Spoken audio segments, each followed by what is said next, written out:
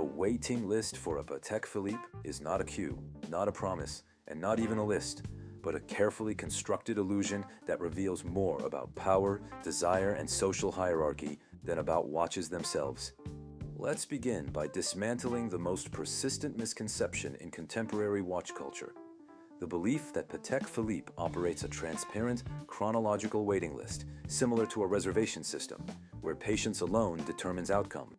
In reality, no universal registry exists, no centralized order of priority is maintained, and no guaranteed progression links initial interest to eventual delivery. Because the so-called waiting list is not an administrative structure, but a narrative device, one that reassures hopeful buyers while preserving total discretion for the brand and its authorized retailers. When an individual asks for a Patek Philippe, particularly a stainless steel sports reference, what occurs is not enrollment, but assessment. The retailer quietly evaluates the person's profile, history, perceived seriousness, purchasing behavior, and long-term strategic value, while time itself remains largely irrelevant, as some may wait a decade without result, whereas others succeed almost immediately. This ambiguity is not accidental but deliberate, because a clearly defined system would generate expectations, and expectations diminish leverage. By keeping the process opaque, Patek Philippe retains absolute control over allocation, while allowing the comforting illusion of fairness to endure. Customers often interpret silence as progress and duration as merit, convincing themselves that loyalty will eventually be rewarded, even when loyalty is not the decisive variable.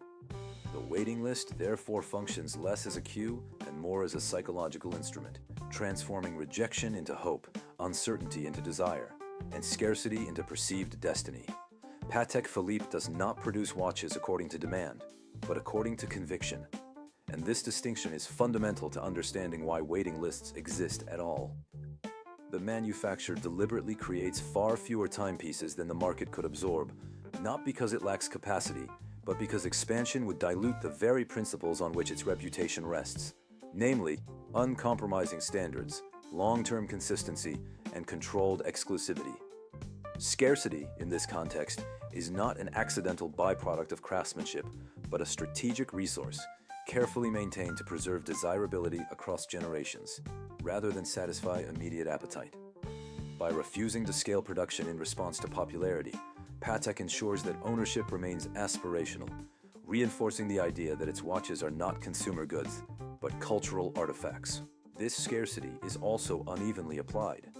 Highly coveted stainless steel references are released in extremely limited quantities, while complex precious metal pieces, often requiring far greater skill and investment, remain comparatively accessible, revealing a deliberate imbalance designed to attract attention through denial, while sustaining the business through higher margin creations. The waiting list therefore emerges as the visible consequence of a controlled ecosystem in which every watch delivered is the result of intentional restraint rather than logistical failure, and where the absence of supply amplifies demand, transforming limited availability into a powerful symbol of permanence, discipline, and authority. Authorized dealers are not neutral points of sale, but strategic gatekeepers entrusted with immense discretionary power. And understanding their role is essential to grasping how waiting lists truly function. Patek Philippe does not sell directly to the public, choosing instead to delegate allocation decisions to a network of retailers who act as filters between production and ownership. These dealers do not simply record requests and distribute watches mechanically, but actively select recipients based on perceived long-term value, relational depth, and alignment with the brand's ethos. Each interaction becomes an informal evaluation, where purchasing history, consistency, and demonstrated commitment quietly outweigh enthusiasm or seniority. A client who supports the boutique across multiple categories reinforces the stability of the business, while a visitor focused solely on a single iconic reference represents uncertainty, regardless of sincerity. The waiting list thus operates as a mechanism of selection rather than order, privileging those who integrate themselves into the retailer's ecosystem over those who merely desire an outcome. In this structure, access is negotiated rather than earned through time alone, and the dealer's judgment becomes the decisive factor, transforming the act of buying a watch into a long-term relational process governed by trust, reciprocity, and strategic preference.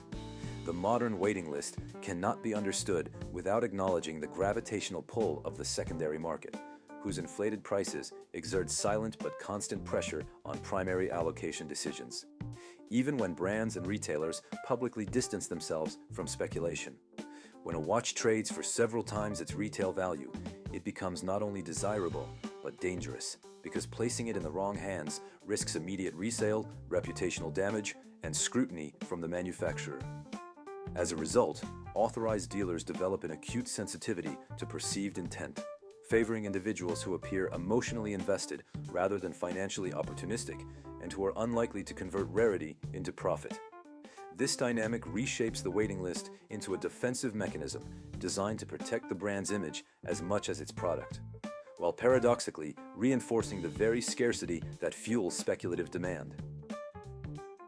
Each flipped watch tightens future allocation, increases caution, and deepens selectivity, creating a self-sustaining loop in which restriction amplifies value, and value justifies further restriction.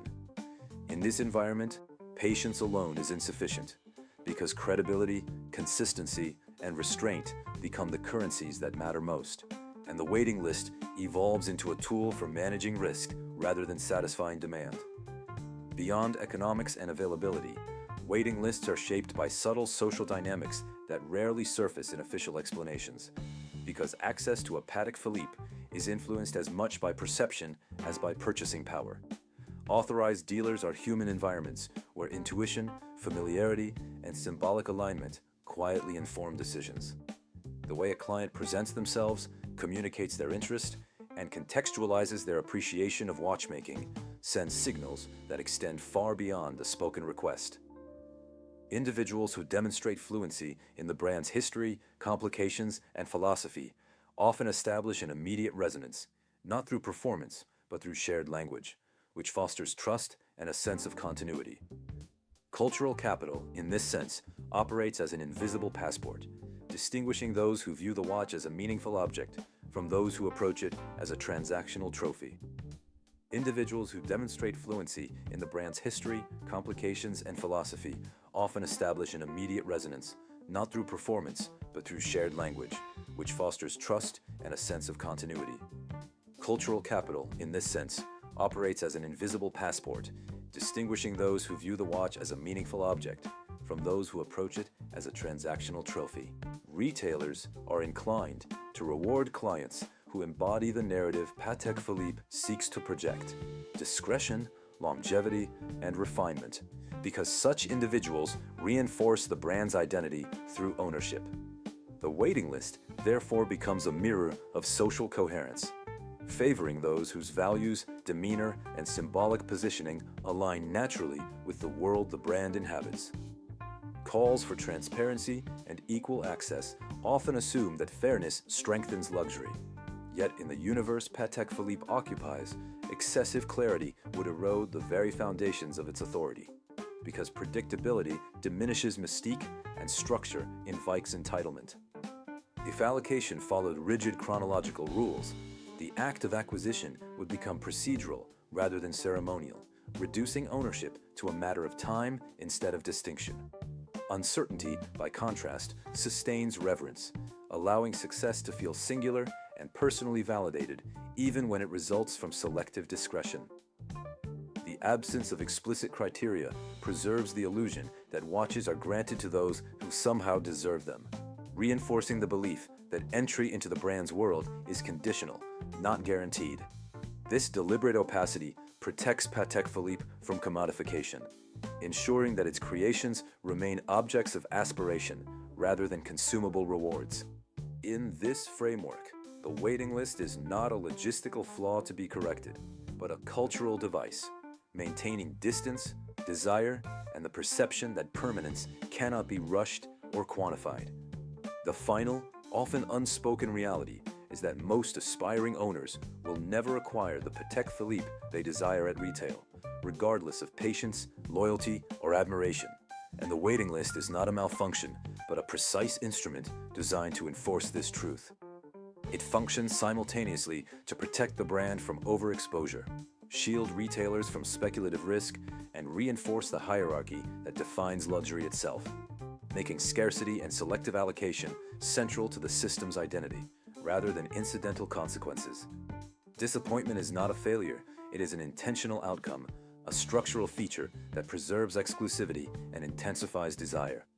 Understanding this allows collectors to approach the pursuit strategically, cultivating genuine relationships, diversifying interests, or deciding to disengage entirely, each choice reflecting awareness of the forces at play. Ultimately, the waiting list is less about time, effort, or patience than about position within a complex network of trust, perception, and strategic alignment, revealing that ownership is never automatic, but always granted to those who navigate the invisible rules with insight, subtlety, and presence. In the end, the Patek Philippe waiting list is less a ledger of names and dates than a window into the mechanics of desire, power, and social signaling in the world of luxury.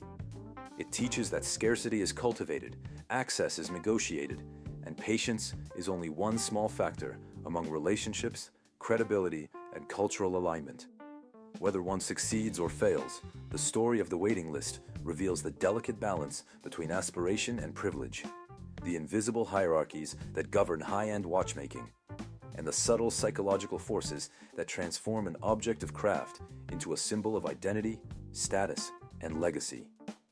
Owning a Patek Philippe is never simply a transaction.